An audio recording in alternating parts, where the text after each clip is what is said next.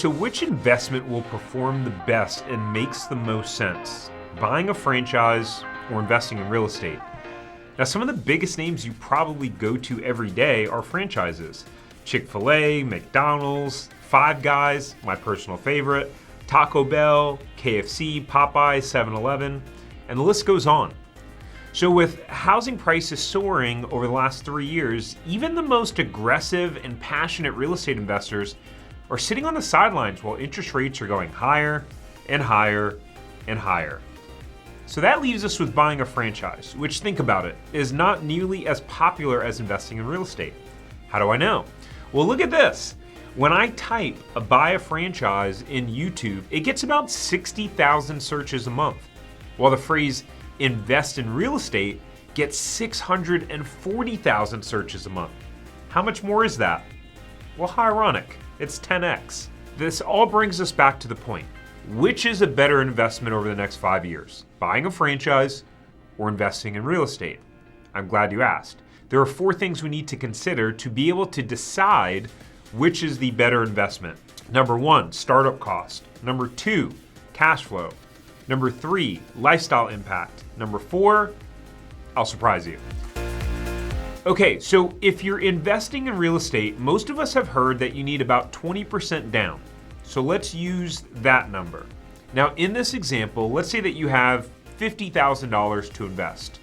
So you can buy a $250,000 house, right? Now let's come back to that in a second. How much are franchises and how much do you need to put down in order to buy a franchise? Well, without nerding out on you and getting too technical, if you were going to invest in a franchise that also has a $250,000 startup cost, most people are going to get an SBA loan.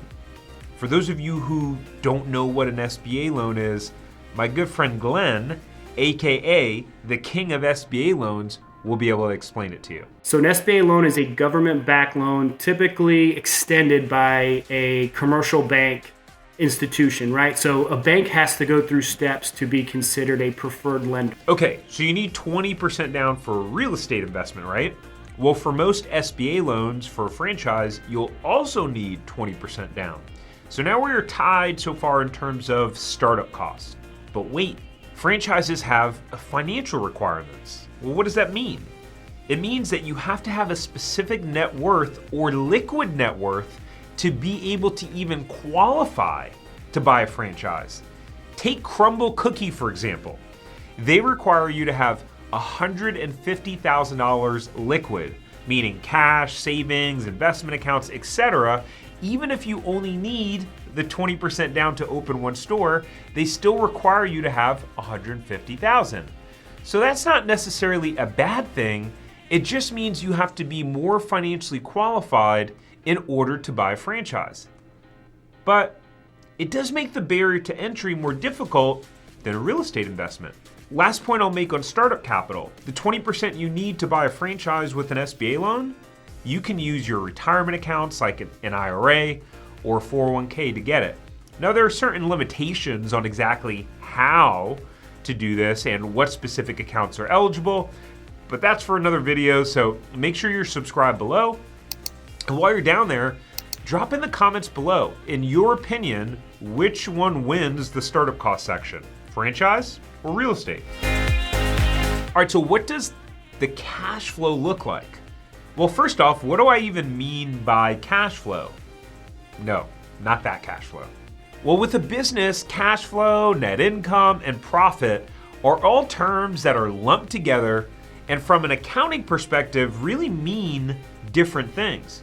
So for simplicity purposes, let's define cash flow as the amount of money you get to keep after your monthly loan payments and all of your expenses. So you bought a house for $250,000. Let's say you can get 1% of the value and charge around $2,250 a month for rent. Then let's say your payment is $1,500. That's $1,150 for principal and interest, $200 for property taxes, and then $150 for insurance. That leaves you with about $750 a month in cash flow. Now granted, you'll probably take a few $100s a month and set it in an account for repairs and maintenance, but we'll stick with the $750 a month. Now, what about your new franchise business? New franchises can take varying amounts of time to get up and open, profitable, and stabilized. So let's just say you buy an existing franchise that someone else is selling. Now, did you know that you can even do that? That there are franchises for sale that are profitable and that the owner is selling for various different reasons? Well, I found a kids barbershop franchise. The asking price is $250,000 and it says the cash flow is $65,000 a year. Now, to provide a little buffer, we're going to call it an even $60,000, which is about $5,000 a month. But we still need to subtract our SBA loan payments. So if you subtract $2,200 a month for your loan, that leaves you with $2,800 a month with your new franchise versus the $750 a month with your real estate investment. Now, when I opened my first franchise, the very first year we made over $50,000 in profit, and I was still able to work my full-time job. Now, I talk about exactly how I did that and how you can too in my 23-page guide, Zero to Profitable Franchise in Less Than 12 Months. The link is down below if you want to go check that out. But it seems like the franchise investment is the easy winner. But hang on, there could be a catch with this franchise thing. So let's talk about that in point number 3. All right, so why is lifestyle so important? Well, continue with that franchise we just talked about. We don't know if it has a manager in place or how many hours the owner is actually putting in, working in, or on the business each week. Now, because I'm very familiar with the franchise space, let's assume that this particular example does have a manager in place and that the owner is putting in about 1 to 2 hours a day on average. That could be early mornings or evenings or mostly on the weekends, where they're still able to have a full-time job. So the owner is putting in 7 to 14 hours a week, which is a lot more than a real estate rental. Now, having owned a rental property myself for years, I doubt if I put in 7 to 14 hours a month. So is the extra $2,000 a month from the franchise investment worth the 7 to 14 hours a week that you may put in?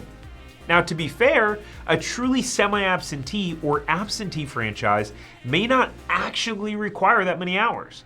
As an example, when I owned my juice bar franchise that was in California and I was living in Florida over 2,000 miles away, I probably put in 2 to 5 hours a week, if not less, some weeks. So what do you think? Let me know in the comments below. Is the extra commitment of hours worth the additional $2,000 a month in income?